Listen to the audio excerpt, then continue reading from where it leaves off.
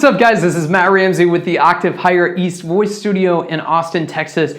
And I wanted to talk about how you need to breathe in order to be a great singer. And I have to start off with a confession that in all of my years of performing, I think about breathing like amount of the time. Like, so seldom do I actually think about breathing. Most of the time I'm just thinking about, okay, there's the note, I need to go and hit it, and that's really what I'm thinking about. I'm not really thinking about support and, must hold this tight or must hold this back or straight or any of that stuff. With that said, if you feel that breathing or if you feel labored when you're trying to sing, like there's something that's not quite right or you're really just not finding a good breath before you're singing, just double check a couple of these things really, really quickly for me. Make sure that your head is even above your shoulders are even above your hips, and your hips are even above your feet. Feet are gonna be slightly spread here, and you're just gonna come up with a nice tall stance like this.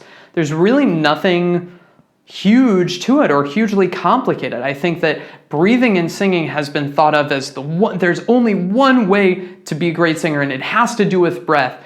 I don't really believe that because there's so much else that's going on in the voice that we need to address also. What's going on with the vocal folds? Are they staying together or separate? Are you breaking as you that has nothing to do with breath. Yes, the vocal folds are open and more breath is coming out when you hear that flip.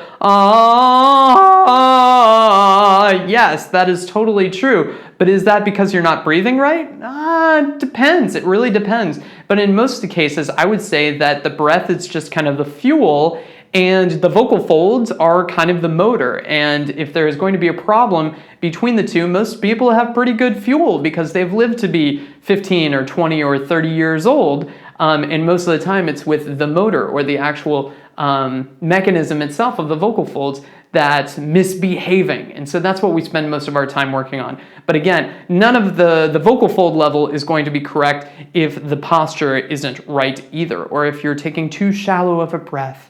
So I hope that helps. Maintaining that tall posture will be a really, really great start to making sure that you have the right fuel to go into your engine.